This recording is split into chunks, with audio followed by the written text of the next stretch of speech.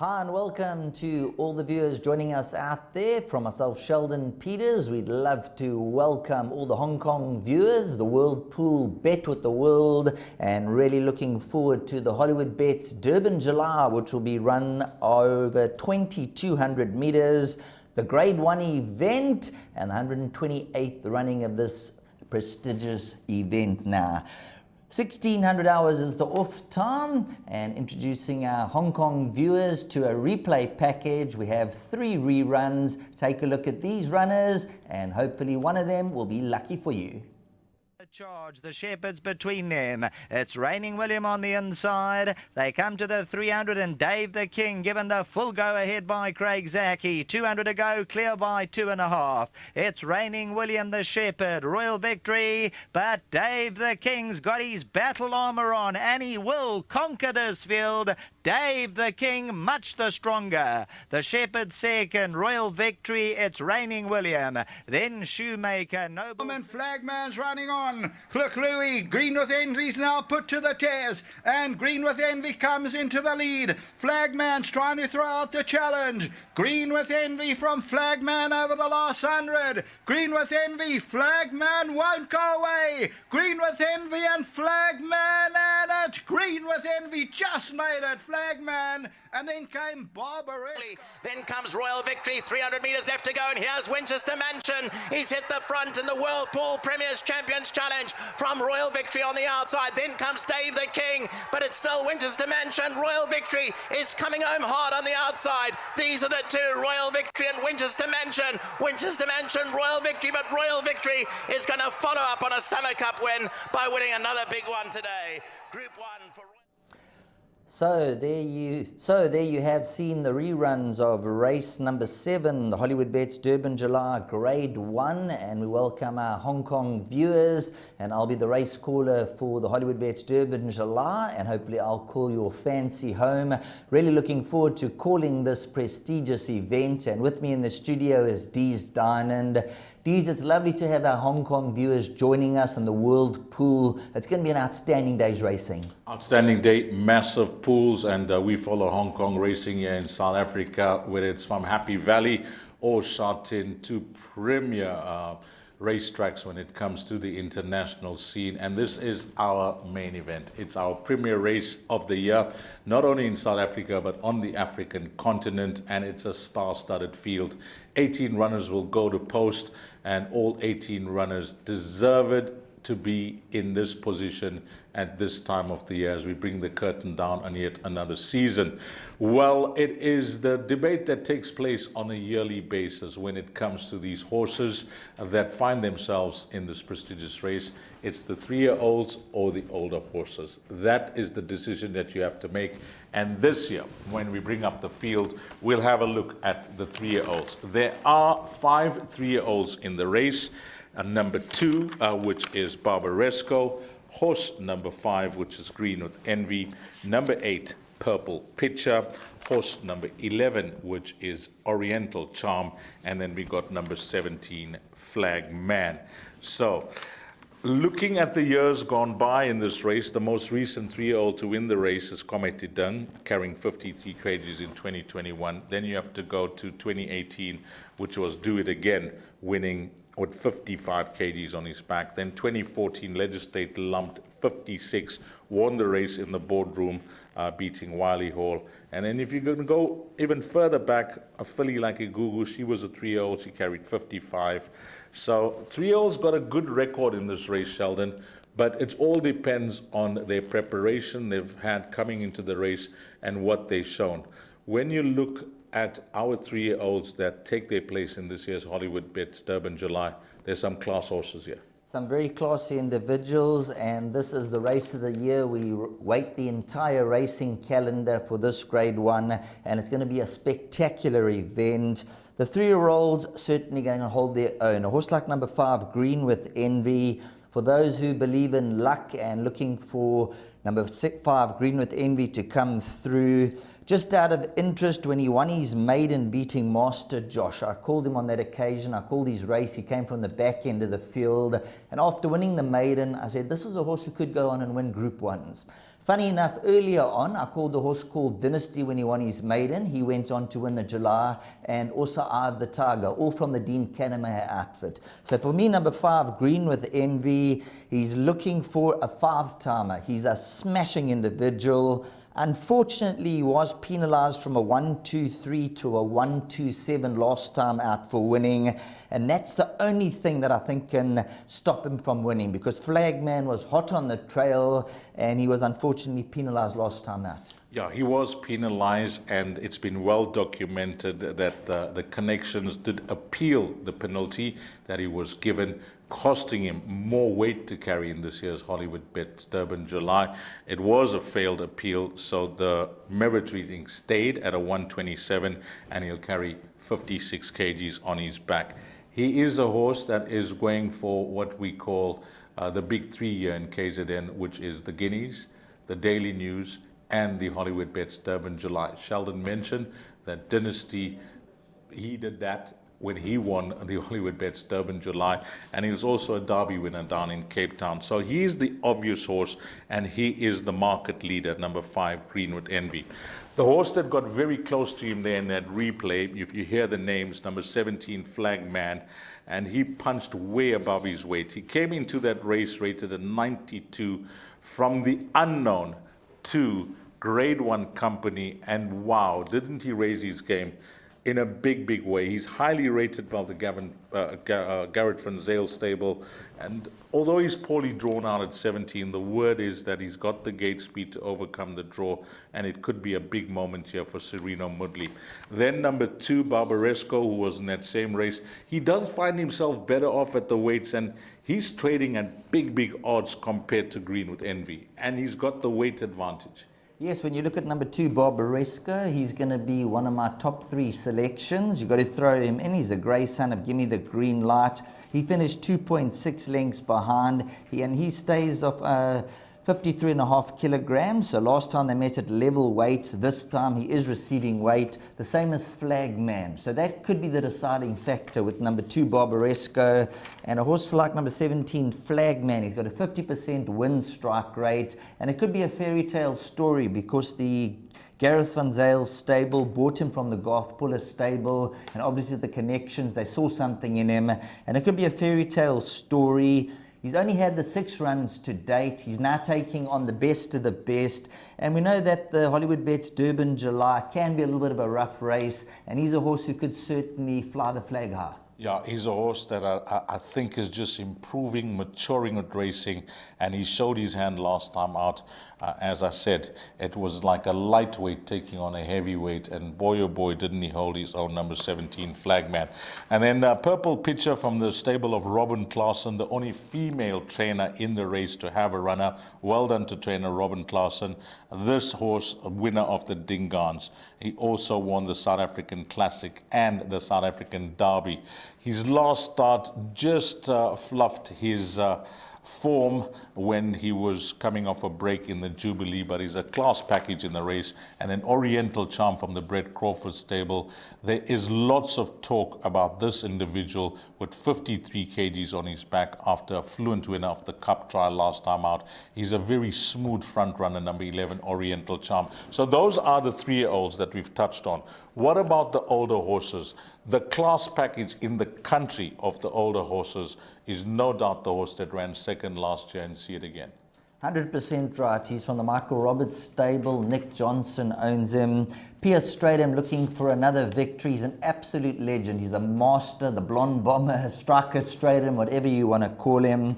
And this horse, See It Again, last year he moved up a potential winner, and Winchester Mansion managed to get him and snare him close home. I think Winchester Mansion's a big runner. He's going to be right alongside See It Again. But Pierce Stratham, he's got draw 10, and he's ridden him his last 10 or 12 runs, and he'll be looking to go out on a high. He's won the July on a number of occasions, so he'll be looking to go out on a swan here with number 10, See It Again. He's had his prep run behind Dave the King. He had a gallop the other day at the Gallops, and I think he just needed that run. So he should be just about spot on the day. So he's going to run an absolute cracker. And then I got a funny feeling number 9, Winchester Mansion, might be able to go back to back. He's had a very good preparation behind Royal Victory. And we all know Royal Victory is our KwaZulu-Natal sensation from the Nathan Kotson team. They've done an absolute sterling job with him. Compliments to Nathan Kotson, one of the smallest stables here in KZN, but he travelled this horse to Gauteng. He won the Summer Cup. He won the Premier's Champions Challenge. That was the victory that we just saw in that replay. He's a horse that thrives when they travel him to Gauteng. Some may argue that he's not at his very best when he's here at Hollywood Bets Gravel, but we must not forget that as a juvenile, he ran exceptionally well here as a young horse. He's in great form. The connections are very upbeat about their chances. And when they pulled gate number 1, you thought that the Hollywood Bets Durban July was over. That was the noise that they made when they got gate number 1. And he's got the services of Muzieni. Winchester Mansion, to go back to back, Sheldon, you need a special horse. The last horse to do it, as we know, was Do It Again. And he was a serious racehorse. I don't know if this horse fits that type of mold, but he's a horse that has not had the prep that he had last season. Last season, he was razor sharp the way they brought him into the race. It was calculated that the weight he carried. He's a year older now. Whether he can go back to back, the race will tell, but one has to respect a horse that, ran such a good race last time out to get the better of See It Again. The race certainly doesn't stop there. There are whispers around for a horse like Cousin Casey, getting the distance, the way Sean Terry has just been bringing this horse along. But I have a big question mark over the distance. The distance is the question. His penultimate run, I was very, very strong on him when he ran second to Royal Aussie. He couldn't find a gap. He was in a roadblock coming to the 400. He had to weave his way through. And I think he's best up to probably about 1800. So the 2200 is a definite concern for number 15, Cousin Casey. But if the races run at a slower pace and things map out for him, it all depends on how the race works out. But number 15, Cousin Casey, he's got as much ability as any horse in this race. Well, the viewers that are listening to us internationally, they all know the name Mike de Kock. And dare we leave out Mike de Kock? Well, by the runners that Mike had at his disposal to enter into this race, he'll be the first to admit it's not a strong hand that he's at. It's not Igugu, it's not Bol Silvano, it's not Grays Inn, not Ipitombi, the champions that he's trained to victory in this race. These two horses, they seem to be in their place. Mike de Kock saddles number 6, which is Shoemaker, and number 7, Aragosta. They're both outsiders in the race, but viewers out there, if they follow Mike de Kock, they're not going to discount his 2 chances. He's an absolute master at winning this race, Mike de Kock. But as you mentioned, Shoemaker and Aragosta, they're not the same as those horses that he has won with in the past. They're the C and the D team, but who knows on the big race day, they're the type of horses who could rock up and cause a bit of a stir. Yeah, it's one of those races where if the fancied runners go missing, then you look at the Mike de Kock factor and you might see him come through. What's your opinion on a horse like Double Superlative? He came under the radar when he won the World Sports Betting Met. That day was at any price. He had international rider up, Daniel Muscat, who is in town to partner him. Daniel Muscat, if you follow your racing from the UK, he's got a lot of success there. His dad trains here in South Africa, Peter Muscat. He's down to ride Double Superlative, a horse that gave him a big win, one of our premier races in the country, the World Sports Betting Met. He's not had the ideal prep because for our viewers out there, we must tell them that they were retiring him to stud. And that's where he was in the paddocks, and it didn't work out. So he's back racing now, but he's not had the ideal prep. That's what the big question mark is. Had he had one more race, I would have been a lot more confident. He's had his one comeback run when he finished back and forth behind Get Impressed. Daniel Muscat, as you mentioned, has ridden him to victory before. He looked super in the gallops the other day. My only concern is going into a race of this nature, grade 1 against these horses, you've got to be spot on. and I would have liked to have seen him had one more race, third run after the rest, and that would have given the viewers a bit more confidence. Are you surprised that trainer Sean Terry is riding a horse, putting a horse like Future Pearl in the race, a Gold Cup winner of last season, our South African Equistayer of the Year of last season, after his win in the track and ball Oaks, it was, I think, last time out, after that win, beating Aragosta. Were you surprised that Sean kept him in this race, or do you think that even though he drew 18 out of 18, he's the type of horse that could be running at them? He'll be flying at them late on. I'm a little bit surprised, but obviously it's the Hollywood Bets Durban July. Everybody wants to have a runner in the race, and if you get an opportunity just to have a runner there, you're going to take your chances. This is a horse that'll probably come out and win the Gold Cup, so I think Future Pearl being in the Hollywood Bets Durban July is just a big plus for the connections. The faster they go, the better he'll be doing, but the 2200 will be a little bit sharp for him. Just some information about the race, just on two individuals. Firstly, our first female rider to have a ride in the Hollywood Bets Durban July, Rachel Vinica, has been an absolute star from an apprentice, Sheldon. Just the way she's gone about her trade. She's determined to make a huge success. She's already been a champion apprentice here, and she rides number 3 without question, an outsider in the race, but one has to pay compliments that she's achieved this height of having a ride in our premier race. Well, you mentioned Robin Claassen earlier on having a rider, and Rachel Vinica, her dreams were shattered. Remember when she had the concussion and she was supposed to ride. So this could be answering all the questions without question, and lovely to have Rachel Vinica, a female rider, riding in this event, and I'm sure the world's going to be looking out for her. We saw her go to Saudi Arabia and show her stuff, and she's got that big race temperament. Yeah, the Sugar Cup, she was a winner. She matched with the best jockeys around and won a race. And then the other point I want to touch on is, dare we not talk about a jockey of ours who did ride in Hong Kong for some time, Richard Fourie, breaking the South African record of 334, and he's going to set a new record. Many thought that they wouldn't see it in this lifetime. 334 winners in a season, and he's won it and broken that record with ease. He's done it sensationally, absolutely eye-popping. He's a down-to-earth rider. He's a down-to-earth person. And boy, oh boy, when he gets those horses to run, they run for him. He gives them a nice, strong ride. And when he goes for that magic wand, he gives them 1, 2, and the horses know what they want. What do you think of his choice of ride here? Because he's chosen number 4, Future Swing. It surprised many when he made that decision. Yes, it is quite a surprising decision, Future Swing. The Justin Snaith stable, they've won it on numerous occasions. And I think the 54 kilograms is a 4-year-old. I think he took a chance with Oriental Charm after that, ran second last time out. I think Future Swing, he was quite obvious that he was going to be looking for a ride, what ride he was going to take. I think he always had his eye on Future Swing, but it's a little bit of a surprise. But at the end of the day, it might be a winning surprise. Yeah, because he's our champion jockey with the new record. And then one more runner that I must touch on, especially for you, a viewer out there who goes for big outsiders. This horse called 14, Master Redoubt. Keep an eye on him. He's trading at big odds.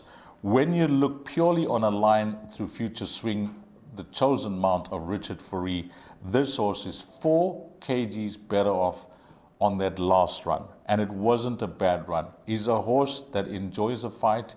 He likes to run through horses. He enjoys being wide draw, whether he's drawn better.